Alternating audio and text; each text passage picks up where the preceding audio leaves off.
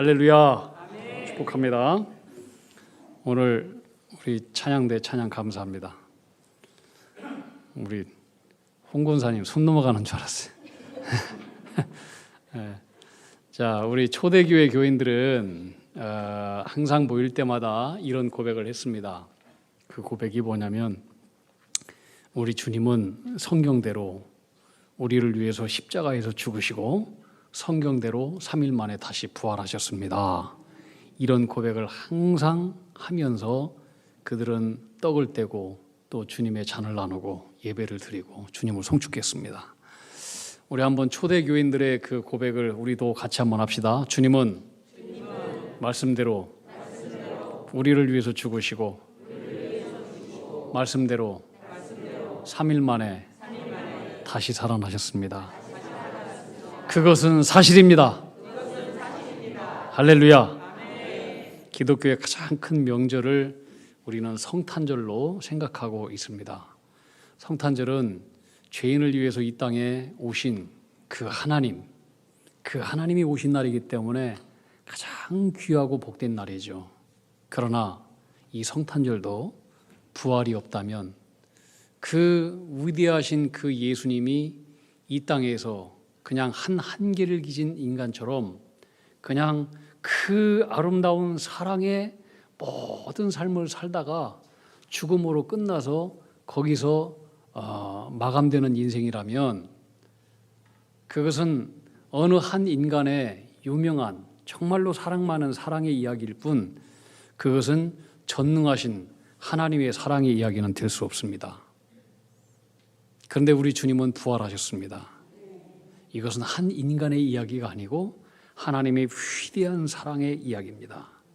예수님이 부활하지 않았다면 그 위대한 그 사람일 뿐이지, 그분은 그냥 유한한 인간일 뿐이에요. 그래서 그런 분이 어떻게 죽음에서 우리를 구원할 영원한 구세주가 될 수 있겠습니까? 예수님이 부활하지 않았다면 어떻게 인간과 똑같은 그런 분이 우리 인간에게 이 무서운 죄사함의 은혜를 베풀 수 있고, 어떻게 우리 인간과 똑같이 죽는 분이 우리에게 영원한 생명을 선물로 줄 수 있겠습니까? 불가능한 거예요. 만약에 부활이 없다 그러면 예수 믿는 사람이 어찌 보면 가장 이 세상에서 불쌍하고 어리석은 사람입니다. 부활이 없다면 이 땅에서 천국을 소망하며 살아가는 우리의 믿음은 정말 헛될 뿐이고 망상에 불과할 뿐이에요. 부활이 없다면 우리는 천국을 소망하면서 상급을 바라보면서 살고 있는데, 우리들이 하나님의 말씀을 따라서 예배드리고 헌금도 하고 봉사도 하고 절제의 삶도 실천하고 때로는 손해도 보고 희생도 하고 믿음으로 참고 견딘 우리는 가장 미련한 사람이 되고 마는 거예요. 그래서 이거에 대해서 성경은 이렇게 말씀하고 있어요. 고린도전서 15장 19절에 보면, 만일 그리스도 안에서 우리가 바라는 것이 다만 이 세상의 삶뿐이면 모든 사람 가운데 우리 예수 믿는 사람이 더욱더 불쌍한 자로다. 가장 불쌍한 사람. 천국과 부활이 없다. 이 세상의 삶이 처음과 끝이다. 그러면 죽음으로 모든 것이 끝나는 인생이라면 이 땅에서 우리가 뭐로 선하게 살고 무엇으로 양심 바르게 살 이유가 있겠습니까? 악하게 살아도 아무 심판도 없고, 악하고 거짓말하고 더럽게 살아도 인생이 편안하게 죽는 삶이라면, 그런데 반대로 하나님 말씀대로 이 땅에서 바르게 살고 매일같이 하나님을 경배하고 진리의 길을 걸어도 억울한 일 당하고 편치 못하게 죽는다. 그럼 세상의 정의는 어디 있고 이 세상이 얼마나 모순덩어리이겠습니까? 악한 자가, 살인자가, 강도자가 수많은 사람들을 어렵게 만들고 편안히 죽고, 이 세상에서 선한 일을 하고 착한 일을 하고 많은 사람을 도와주고 진리의 길을 걸어갔던 사람이 억울하게 죽는다. 이 세상을 도대체 뭘로 어떻게 해석할 수 있습니까? 그래서 천국과 지옥은 있어야 되는 거예요. 상식적으로라도. 만약 예수님께서 부활하지 않았다, 그럼 우리는 여전히 죄 가운데서 고통당하고 생로병사의 속을 속에서 괴로움 속에서 몸부림치며 살다가 흙으로 돌아가는 거기에 어찌하여 우리 인간의 고귀한 의미가 있고 가치가 있고 목적이 있고 그런 게 있겠습니까? 그냥 동물과 다를 바가 하나도 없는 그런 존재일 뿐이에요. 그래서 성경은 그리스도께서 다시 살아나신 일이 없으면 너희의 믿음도 헛것이다. 너희가 여전히 죄 가운데 있을 것이다. 이렇게 말씀하는 거예요. 근데 여러분, 주님의 부활은 역사적인 사실입니다. 예수님께서 역사적으로 2000년에 유대인으로 오셨잖아요. 그리고 예수님은 역사적으로 십자가에서 죽으셨어요. 그리고 예수님은 역사적으로 사실로 죽은 지 3일 만에 다시 부활하셨어요. 이 부활의 증거는 너무나 뚜렷하고 너무나 많아요. 먼저 부활하신 주님을 제자들이 다 보았다는 거예요. 그 후에 부활하신 주님의 모습을 보았던 사람들이 500명이 넘었다라고 성경은 기록하고 있어요. 고린도전서 15장 3절 6절에 보면 내가 받은 것을 먼저 너에게 전하노라. 사도 바울의 얘기예요. 이는 성경대로 그리스도께서 우리 죄를 위하여 죽으시고 장사 지낸 바 되셨다가 성경대로 사흘 만에 다시 살아나사 게바에게 보이시고 후에 12 제자에게와 그 후에 500여 형제에게 일시에 보이셨나니 그 중에 지금까지 대다수는 살아있고 어떤 사람은 잠들었으며 대다수 부활하신 예수님을 보았던 500명 중에 사람들은 살아있고 연세가 많아서 돌아가신 분은 더 있다는 거예요. 덜 있다는 거예요. 여러분 잘 아는 의심 많았던 도마, 예수님의 제자 중에 하나였죠. 제자들이 우리 부활하신 주님 보았다? 믿지 않겠다고 했어요. 나는 내 눈으로 내 손으로 주님의 손과 옆구리, 못자국, 창자국을 내 손으로 넣어보고 눈으로 확인하기 전까지 나는 절대로 믿지 않겠다. 도마도 부활하신 주님을 보고 나중에 인도까지 가서 복음을 전하다가 살가죽에 벗겨지는 그런 순교를 했어요. 예수님을 죽인 적대자들은 부활은 예수님의 제자들이 다 꾸며낸 조작이고 거짓말이고 다 짜고 치는 얘기다 이렇게 말했습니다. 근데 부활의 증거가 거짓이라면은 그 거짓은 벌써 2000년 전에 공중분해 다 되고 말았을 거예요. 왜냐하면 여러분 거짓말을 하더라도요 500명이 똑같이 입을 맞추는 것은 절대로 불가능한 일이에요. 두 사람이 입 맞춰도요 거짓말은 들통나요. 금방 탄로나게 돼 있어요. 그래서 거짓말은 시간 지나면 다 드러나기 때문에 거짓말에 대해서 굳이 해명할 이유도 없어요. 다 드러나게 돼 있어요. 또 놀라운 일은 부활의 뚜렷한 증거는 뭐냐면은 예수님의 제자들의 혁신적인 혁명적인 변화였어요. 예수님의 제자들은 예수님 체포되기 전에 다시잖아요. 뿔뿔이 다 도망갔어요. 예수님의 수제자도 예수님을 3번 부인했어요. 예수님을 저주까지 했어요. 그랬던 제자들이 부활하신 예수님을 본 이후에 그들의 삶은 놀랍게 변화되었어요. 겁과 두려움으로 도망갔던 제자들은 죽는 것을 두려워하지 않아요. 순교도 두려워하지 않아요. 죽이겠다고 위협하는 어떤 권력과 권세자들 앞에서도 예수 그리스도의 부활과 주되심을 선포하는 것을 결코 초래하지 않았어요. 권세자들이 그들의 입을 틀어막으려고 온갖 핍박을 하고 고문을 하고 처형을 내린다고 할지라도 그들의 증언은 오직 하나, 우리는 부활하신 주님을 보았다. 내가 보았는데 어떻게 안 봤다고 할 수 있느냐? 부활하신 주님을 보았고 그분이 주되심을 그들은 선포했어요. 더욱이 그들이 예수님을 부활을 증언하는 그 대가로 그들에게 돈이 주어진 것도 아니고 영광이 주어진 것도 아니고 권세가 주어진 것도 아닙니다. 오히려 그 대가는 원형극장에서 사자밥이 되거나 참수형, 혼은 화형, 십자가형, 모진 고문이었지만 그들은 개의치 않았습니다.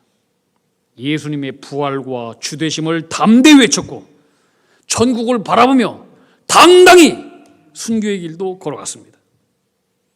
그리고 그 제자들의 증언은 2000년이 지난 지금도 결코 허물어지지 않고 있고, 그 부활의 주님은 그들만 보았던 것이 아니고 오늘 또 그 부활의 예수 그리스도를 믿는 저와 여러분들이 그 부활의 증인이지 않습니까? 여러분, 술꾼이 술꾼 끊는 거, 술 끊는 거 쉽잖아요. 술꾼이 술을 끊고 도박하는 사람이 도박을 끊고 쉽지 않아요. 그래서 술 중독, 도박하는 중독의 그 자녀들, 부모님의 자녀들은 다 결손 가정이라고 해요. 이거는 심각해요. 그 자녀들은 분명히 문제가 있어요. 그만큼 끊기가 어려운 건데, 이 사람들이 그것을 끊었다라고 하면 뭔가 분명한 이유가 있고 계기가 있어요. 여러분, 이 제자들이, 십자가 앞에 다 도망갔던 제자들이 그 이후에 혁명적인 삶의 변화를 이뤘다라고 하는 것은 분명한 이유가 있는 거예요. 초대교회가 목숨 걸고 증언한 내용은 하나님의 독생자 예수가 나의 죄를 대속하기 위해서 십자가에 죽으셨다. 그리고 그분은 3일 만에 다시 부활하셨다. 이거였습니다. 그 부활의 확실성을 붙들고 사는 사람을 그리스도인이라고 했고, 그 모임을 교회라고 불렀습니다. 부활은 복음의 핵심입니다. 주님의 부활을 믿는 자는 자연적으로 부활의 권세를 누리게 됩니다. 여러분, 이 세상에서 가장 큰 권세가 무엇일까요? 대통령이라고 하는 큰 지위의 권세도 큰 권세죠. 돈 많은 것도 권세죠. 잘생기고 이쁘고 잘난 것도 권세죠. 능력이 많은 것도 권세이죠. 다 힘이 있어요. 그런데 이 세상에서 제일 강한 힘센 권세, 이것은 뭘까요? 죽음입니다. 아무리 권세자도 돈 많은 사람도 잘생기고 건강도 죽음의 권세를 이길 수는 없습니다. 그 애굽의 위대했던 왕 파라오 왕도 스핑크스도 만들고 무슨 뭐 피라미드 만들고 다 만들었잖아요. 다 죽었어요. 우리나라에 가장 돈이 많았다는 뭐 삼성의 무슨 회장도 그 돈으로 생명을 살릴 수 없었어요.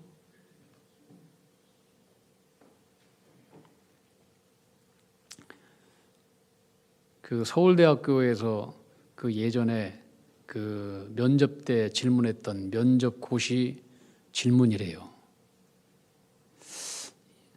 이쁘고 아름다운 여성분들의 낭비가 뭐냐? 이쁘고 아름다운 여성의 최대의 낭비는 뭐냐면 화장이래요. 화장.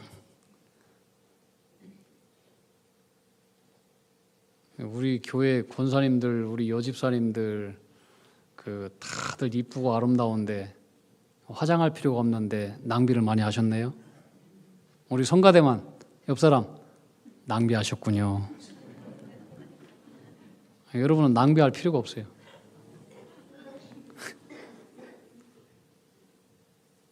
근데 화장품 회사도 먹여 살려야 되니까 우리가 배려를 하는 것뿐인데, 예수 믿는 사람들은 다 아름답잖아요. 여러분 20대, 30대, 40대 아름답지 않은 사람들이 누가 있습니까? 다 아름답죠. 우리 여 집사님, 권사님들도 20대, 30대 그 아름다움으로 얼마나 남성들을 설레이게들 하셨습니까? 그런데요, 나이가 60, 70 넘어가잖아요. 그러면 흰머리 생기죠. 눈도 잘 안 보이죠. 이빨도 딸깍딸깍 거리죠. 허리도 구부라지죠. 피부도 노화돼가지고 주름살이 생기죠. 이게 뭐가 다 석양이 넘어가듯이 다 기울어진단 말이에요. 그리고 죽음의 그늘이 우리의 삶 가운데 짙게 드늘게 돼요. 아무리 아름답고 아무리 잘생기고 건강하고 돈 많고 권세 세력가라고 할지라도 죽음의 권세를 이길 수는 없어요. 죽음의 권세만큼 강력한 권세는 없어요.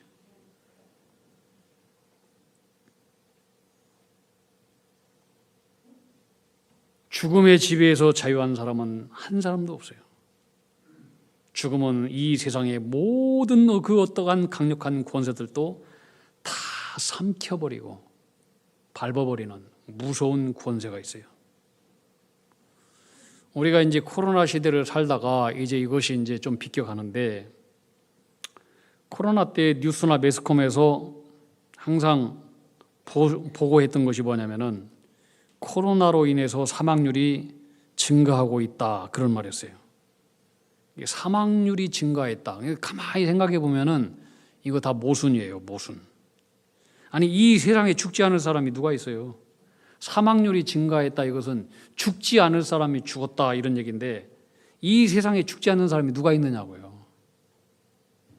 사람이 죽을 확률은 100%예요. 죽지 않는 확률은 0%예요. 1대1이에요. 오늘의 발달된 생명과학은 인간의 수명을 단지 연장시킬 뿐이지 죽음의 문제를 해결할 수 있는 게 아니에요. 그리고 사람이 죽으면 그걸로 끝나는 것이 아니라 반드시 이후에는 정의로우신 하나님의 심판이 기다리고 있어요. 천국과 지옥이 있단 말이죠. 그런데 예수님은 죽으시고 부활하심으로써 그 어느 누구도 무엇도 해결할 수 없는 인생의 가장 무섭고 두려운 심판의 문제, 죽음의 문제를 한꺼번에 다 해결해 주셨어요. 이게 부활의 권세예요. 죽음을 이기신 부활의 권세. 일찍이 예수님께서 살아계실 때에 죽은 지 하루, 이틀, 3일, 4일이 지난 나사로를 살리셨어요. 나사로의 무덤에 가셨어요, 예수님께서. 그래서 그 시신이 4일 지났으니 썩어서 냄새가 났다고 그랬어요. 무덤 앞에 이르면서 울고 있는 나사로의 두 자매한테, 누이들 자매들한테 얘기했어요. 이렇게 말했어요. 나는 부활이고 생명이다. 나를 믿는 자는 죽어도 살 것이다. 이야, 세상에 누가 어떤 사람이 이런 말을 할 수 있어요? 나는 부활이다. 나는 생명이다. 어떤 사람이 이런 말을 할 수 있어요? 이건 하나님만이 할 수 있는 거예요. 나는 부활이다. 나는 생명이다. 나를 믿는 자는 산다. 죽어도 산다. 마리아 마르다는 이 말이 무슨 말인지 몰랐어요. 나중에 언젠가 하나님께서 이 땅을 심판하실 때에 그런 날이 있겠죠. 그렇게 생각을 했어요. 주님은 더 나가서 이렇게 나를 믿는 자는 영원히 죽지 아니하리라. 네가 이것을 믿느냐? 정말로 놀라운 권세자의 명령이에요. 그러면서 예수님께서는 무덤에 돌을 치우라고 하시더니 죽은 시신 나사로를 향해서 나사로야 나와라 외쳤습니다. 그때 죽었던 나사로가 수족을 배로 동인 채로 나왔다고 했습니다. 여러분, 우리의 믿음은 십자가에서 죽어서 무덤에 갇힌 예수님을 믿는 것이 아니라 빈 무덤, 죽음을 이기시고 다시 부활하신, 오늘 또 살아계신 죽음의 권세를 이기시고 깨뜨리신 그 권능의 예수 그리스도를 믿는 것입니다. 그래서 부활의 능력을 가진 우리는 이렇게 담대하게 선포할 수 있어요. 사망아, 너의 이기는 것이 어디 있느냐? 사망아, 너의 쏘는 것이 어디 있느냐? 우리 주 예수 그리스도로 말미암아 우리에게 이김을 주신 하나님께 감사하노라. 사망은 우리를 이길 수가 없어요.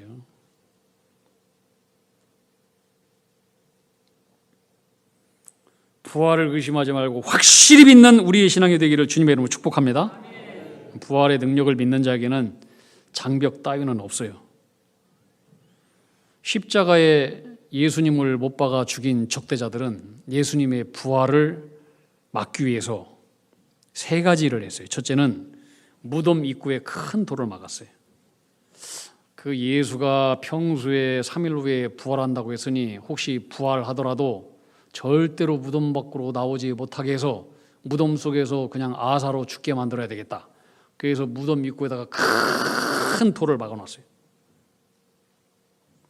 그 다음에 무덤에 임봉을 했다는 거예요. 임봉이라고 하는 무덤에 이렇게 큰 돌을 넣으면 뭐 이렇게 조그만한 구멍이 있을 거 아니에요. 거기를 다 막아놓고, 또 임봉의 목적은 뭐냐면은 그 권세자, 그 로마 황제가 이곳은 예수가 죽어 있는 무덤이다, 거기다가 도장을 딱 찍어 놓는 거예요. 그러면은 여기에 그 누구도 접근할 수 없어요. 만약에 접근했다, 이것은 죽는 거예요. 아무도 손댈 수가 없어요. 그리고 그 무덤을 로마 군인들이 철통같이 무덤을 지켰어요. 예수님의 시신을 훔쳐간다? 상상하지도 못할 사건이에요. 이제 예수님을 죽인 사람들은 이제 안심했어요. 잠을 편히 잤어요. 무덤은 단단히 지켜졌고 조용했어요. 누가 봐도 악이 승리한 것 같았어요. 여러분, 우리도 이 땅을 살아갈 때에 때로는 악이 승리하는 것 같아요. 마치 우리의 삶에 큰 돌이 막혀 있고 우리는 무덤 속에 갇혀 있는 것 같고, 무덤 안은 캄캄하고 절망적이고 답답하고 군대가 철통같이 에워싼 것처럼 꼼짝달싹 할 수 없는, 그 누구도 우리의 문제들을 해결할 수 없을, 접근할 수 없는 그런 인생의 문제에 봉착할 때가 많이 있잖아요. 그런데 부활의 능력이 임하면 다친 돌도 굴려버려지고 도무지 열 수 없는 인문과 같은 장애물들, 군대 같은 힘도 하나님의 권세 앞에 다 혼비백산 물러가고 다 풀려질 줄로 믿습니다. 이게 부활의 권세예요. 부활의 권세. 다 소용없었어요. 군대가 지키는 것도 소용이 없고, 큰 돌을 막아는 것도 소용이 없고, 로마 황제의 임봉도 다 소용이 없고, 적대자들은 예수님 부활하지 못하도록 온갖 방해를 했지만은 오히려 방해한 모든 것들은 예수님의 부활에 대한 더욱더 확실한 증거가 될 뿐이었어요.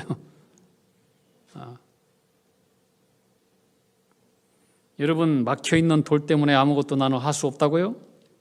염려하지 마세요. 수많은 군사들이 나를 에워싸서 내 상황은 절망적이라고요?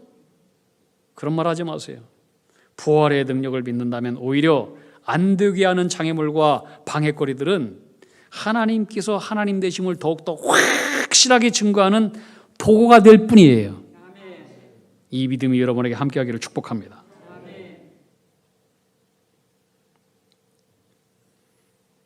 부활의 권세를 믿는 사람은 아무도 못 건드려요. 2세기 때 유명한 그 크리소스톰이라고 하는 그 황금의 입술이라고 했던 그 설교자가 있었어요. 유명한 분이에요. 근데 이제 이분이 복음을 전하면 수많은 사람들이 그 예수를 믿으니까 로마 황제가 이 크리소스톰을 잡아가지고 그 손에 수갑을 채우고 이어버렸습니다. 너가 예수님을 믿는다라고 하는 믿음을 즉각 초래하라. 초래하지 않으면 내가 너를 아무도 없는 저 먼 곳에 추방을 시켜버리겠다. 크리소스톰은 이렇게 대답합니다. 황제여, 불가능할 겁니다. 부활하신 예수님은 나와 늘 함께하기 때문에 절대로 나를 추방시킬 수 없습니다. 그분은 나와 함께하고 있습니다. 어디 있든지 나와 함께합니다. 그때 황제가 또 얘기합니다. 그래, 내가 너 가지고 있는 모든 재산을 다 몰수할 것이다. 크리소스톰이 또 얘기합니다. 그거 불가능할 겁니다. 이미 나의 재산은 천국에 다 쌓여 있습니다. 절대로 못 건드립니다. 열이 받친 황제는 얘기합니다. 내가 너의 생명을 앗아갈 것이다. 그것도 불가능할 겁니다. 이미 나는 예수님과 함께 40년 전에 십자가에서 죽은 사람입니다. 그리고 내 생명은 세상에 있는 것이 아니고 이미 주님 품 안에 있습니다. 너무 열받은 이 황제가 얘기합니다. 여봐라, 누구 없느냐? 저놈을 어떻게 하면 좋겠느냐? 여러분, 부활신앙을 가진 사람은 세상에 아무것도 할 수 없고 건드릴 수도 없습니다.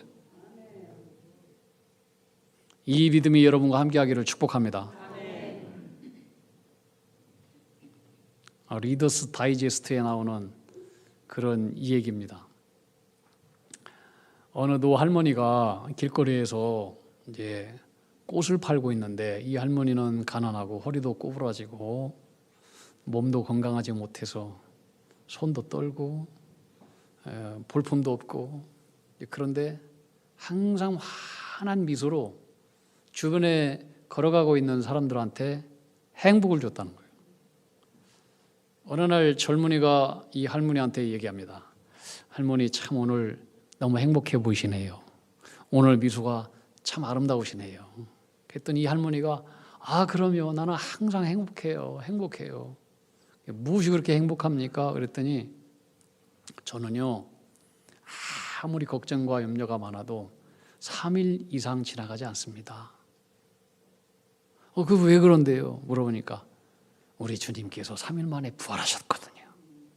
네, 아무리 어두운 일이 있고 슬프고 걱정과 두려움 많더라도 나는 3일 이상 염려하지 않습니다. 부활하신 주님이 3일 만에 부활했기 때문에.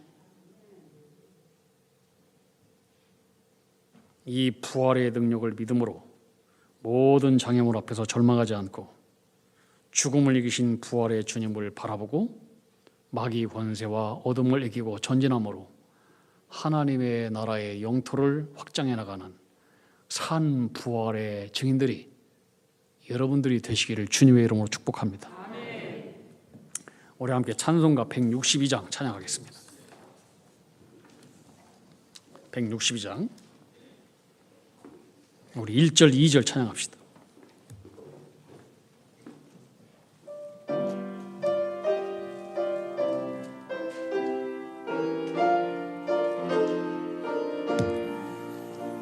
부활하신 곳에 주나 항상 섬기네. 온 세상 조롱해도 주 정령 사셨네. 그 은혜로운 손길 부드러운 음성 주 예수 나와 함께 늘 계시네. 아멘. 예수 늘 살아 계셔서 주 동행하여 주시며 늘 말씀하시네. 예수 내 구세주 예수 내 맘에 살아 계시네. 늘 살아 계시네. 온 세상 살펴보니 주 사랑 알겠네. 내 마음이 아플 때도 주 사랑 알겠네. 이 세상 풍파 이길 힘 주시는 주님 주 다시 영광 중에 곧 오시리. 아멘. 예수 늘 살아 계셔서 주 동행하여 주시며 늘 말씀하시네. 예수 내 구세주 예수 내 맘에 살아 계시네. 늘 살아 계시네. 믿습니까? 아멘. 기도하겠습니다. 죽음을 이기시고 부활하셔서 지금 우리와 함께 살아계신 부활의 주님을 찬양합니다. 아멘. 부활의 주님이 오늘 나와 함께 계심을 믿고 가로막는 인생의 돌과 인봉과 군대같이 에워싼 무서운 우리의 환경들 앞에서도 낙심하거나 두려워하거나 뒤로 물러서지 않고 죽음을 이기신 주님을 바라보며 담대히 하나님 나라를 향해서 나아가는 산 부활의 증인들이 바로 우리 교회가 되고 내가 되게 하여 주시옵소서. 부활의 권세와 능력이 우리 교회와 우리 조국과 어둠 가운데 있는 저 북녘 땅과 온 세계 가운데 아직도 전쟁 가운데 있는 저 땅 위에 임재하여 주시옵소서. 부활하신 우리 구주 예수 그리스도의 이름으로 기도하옵나이다. 아멘.